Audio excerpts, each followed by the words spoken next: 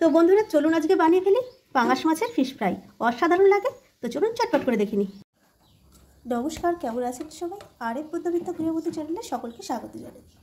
মাছগুলোকে খুব ভালো করে হলুদ আর লবণ মাখিয়ে নেব। এটা পাঙাশ মাছ বানাবো আজকে, পাঙাশ মাছের ফিশ ফিঙ্গার। অসাধারণ লাগে। চলুন এগুলোকে প্রথমে একদমই হালকা ভেজে নেব।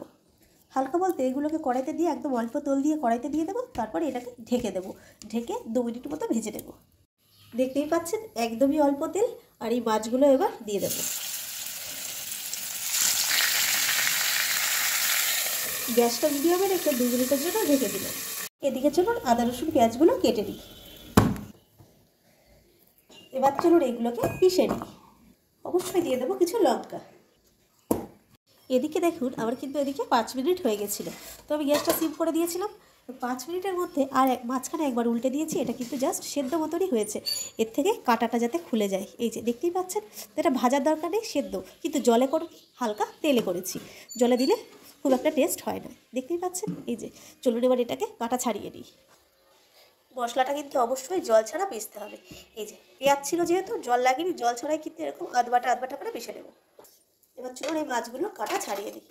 দেখতে পাচ্ছেন সেদ্ধটা পুরোপুরিভাবে হয়ে গেছে, আর তেলও অনেকটাই বেরিয়েছে। এবারে কাটাগুলো ছাড়িয়ে নেব। ঠান্ডা হয়ে গেছে, কাটাগুলো হাত দিয়ে ছাড়ানো যাবে। চলুন ছাড়িয়ে দিই। দেখতেই পাচ্ছেন কতটা সুন্দরভাবে ছেড়ে যাচ্ছে। এটা পুরোপুরি ভাজলে কিন্তু টেস্টে আসবে না, যেহেতু আমি এর পুরটা আবার বানাবো ফিশ ফিঙ্গারের জন্য। মশলার সঙ্গে এটা কিন্তু আরেকটু কষতে হবে। তো বন্ধুরা কাটাগুলো কিন্তু আমি ভালোভাবে ছাড়িয়ে দিয়েছি। এবার চলুন মাছের পুরটা বানিয়ে দিই। তো দেখতে পাচ্ছেন কতটা দারুণভাবে কিন্তু এটা সিদ্ধটা হয়ে গেছে। এবার চলুন পুরটা বানিয়ে নিই। কড়াইতে অল্প তেল দিয়ে দেবো। এই যে মশলাটা দিয়ে একটু কষে নেব, তারপর মাছটা দিয়েও কষে নেব। মশলাটা কষা হয়ে গেলে মাছটা দিয়ে কিন্তু সুন্দর করে একটা পুর বানিয়ে দেবো। দিয়ে দেবো লবণ, হলুদ। মানে এখানে তেলটা একটু কম ব্যবহার করেছি। গ্যাসটা কিন্তু সিম করে মশলাটা কষে নেব। যেহেতু আমার এখানে পাঙাশ মাছ, সেহেতু কিন্তু ওতে পর্যাপ্ত পরিমাণে তেল আছে। তো চলুন এটা গ্যাসটা সিম করে আস্তে আস্তে কষে নিই। তো বন্ধুরা মশলাটা কিন্তু আমার সুন্দর করে কষা হয়ে গেছে। এবার এই যে দিয়ে দিলাম মাছটা। দেখতেই পাচ্ছেন মাছটায় কতটা তেল।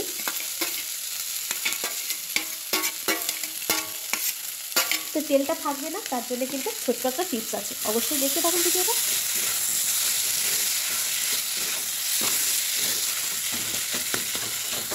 তো বন্ধুরা দেখতেই পাচ্ছেন তেলটা আমি অল্প কেন দিয়েছিলাম। দেখুন এবার কতটা সুন্দরভাবে হয়েছে। তেলটা বেশি থাকলে কিন্তু এটা খুব একটা ভালো লাগতো না, আর তেলটা চিপচিপে হয়ে যেত। এবার এগুলো সুন্দর করে ঘেটে আমি এটাকে একটুখানি সুন্দর করে কষিয়ে নেবো আর পুর বানিয়ে নেবো। এখানে একটা কাঁটা এই যে রয়ে গেছে, এখন এই দেখুন অসম্ভব সুন্দর গন্ধ বেরোচ্ছে। কিন্তু এখানে কিন্তু জিরে গুঁড়ো ধনে গুঁড়ো কিছুই দেওয়া লাগবে না, শুধুমাত্র আদা পেঁয়াজ রসুন আর কাঁচা লঙ্কা। আর পুরো ফাইন পেস্ট না বানিয়ে দরদরা পিষে নিলেই কিন্তু টেস্টটা সুন্দর হবে। তো চলুন অলমোস্ট হয়ে গেছে, এবার এটা নামিয়ে নিই। একদম লাস্টে দিয়ে দিলাম ধনে পাতা, নেড়ে চেড়ে নেবো। ধনে পাতাতে নেড়ে চেড়ে নিয়েছি। এবার দেখো ওখানে 4 পিস স্লাইস রুটি। এবার এই 4 পিস স্লাইস রুটি কড়াইয়ের মধ্যে কিন্তু এখানে ছিঁড়ে দেবো। কড়াইয়ের যেহেতু গরম আছে, এখনই কিন্তু এটা ছিঁড়ে দিচ্ছি। পাশের কিচ্ছু ফেলার দরকার নেই, কোনো প্রবলেম হবে না। এই যে ছিঁড়ে দিলাম, এর সঙ্গে এরকম চেপে দিলাম, একটু নাড়াচাড়া করে নেব। ব্যাস একটু নাড়াচাড়া করে নেব কোনো মতে, একদম যাতে ভেতরের গরম ভাবটা এতে বসে যায়। এবার ঢেকে দেবো, 5 মিনিট ঢেকে রাখবো। তো এগুলো ঠান্ডা হয়ে গেছে। চলুন এবার এগুলো হাত দিয়ে কিন্তু সুন্দর করে মেখে একটা ডো বানিয়ে নিতে হবে। দেখতেই পাচ্ছেন হাতটা পুরো দিতে পারছি, অতএব এটা কিন্তু সম্পূর্ণভাবে ঠান্ডা হয়ে গেছে। এবার এটাকে কিন্তু হাত দিয়ে মাঝে মাঝে একটা দুটো কাটা আছে, বুঝেছেন, এটা কাটা আছে জানো। এবার এটাকে চটকে নেবো। কাটা হাতে বাঁধলে সেটা ফেলে দিচ্ছি। এবার কিন্তু সুন্দর করে একটা ডো বানিয়ে নেব। এগুলো কিন্তু হাত দিয়ে সুন্দর করে কিন্তু একটুখানি ডোলা না ডললেও অসুবিধা নেই, এগুলো তো খেয়েই ফেলতে পারবো। তো এরকম করে হাত দিয়ে কিন্তু চটকে এটাকে মেখে নিতে হবে। দেখতে পাচ্ছেন এই যে পাউরুটিটা কিন্তু আমার বোঝাই যাচ্ছে না, এর কিন্তু টেস্ট মানে ফ্লেভারটা একদমই আলাদাই হয়। মাঝে মাঝে কাটাগুলো না খুব সাবধানে বেছে নিতে হতো, বেছেছি, তাও এই যে কাটাগুলো মাঝে মাঝে থেকেই গেছে। এই দেখুন এখানে একটা অনেক কাটা রয়েছে। তো ডোটা আমার বানানো হয়ে গেছে। চলুন এবার শেপ দিয়ে দিই। এই যে লম্বা লম্বা করে ফিঙ্গারগুলো বানিয়ে নেব। শেপটা একটুখানি এরকম করে সুন্দর করে দেবো, ব্যাস। ফিঙ্গারগুলো এরকম করে চলুন বানিয়ে নিই।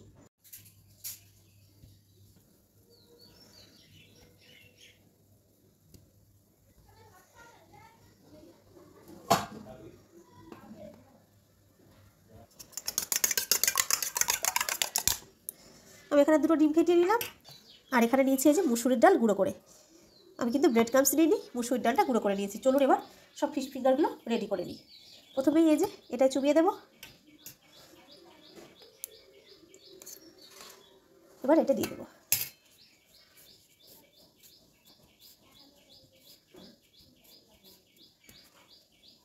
এটাকে ডবল কোটও করে নিতে পারেন আর সিঙ্গেল কোটও। আমি একটু ডবল কোটই করবো। আবার দিয়ে দেবো, একটু চুবিয়ে দেবো, এটা দিয়ে দিলাম। ব্যাস হয়ে গেছে। চেপে চেপে দিয়ে আমাদের কিন্তু একটা ফিঙ্গার রেডি। তো বন্ধুরা সবগুলো কিন্তু আমি ফিঙ্গার বানিয়ে নিয়েছি। আর আমি কিন্তু এগুলো ডবল কোট করে নিয়েছি। আর পারলে না এটাকে একটুখানি আধা ঘন্টা মতো ফ্রিজে রেখে দেবেন, তারপরে বানাবেন, দেখবেন এটা কতটা দারুণ হয়। চলুন এবার কড়াইতে তেল দিয়ে দিই। কড়াইতে আমি তেল দিয়ে দিয়েছি। তেলটা কিন্তু মোটামুটি গরম হচ্ছে। আমি এরকম একটা টুকরো এই যে ফেলে দেখছি, দেখতে পাচ্ছি মোটামুটি গরম হয়ে গেছে। ঠিক এই সময় আমি এগুলো দিয়ে দেবো।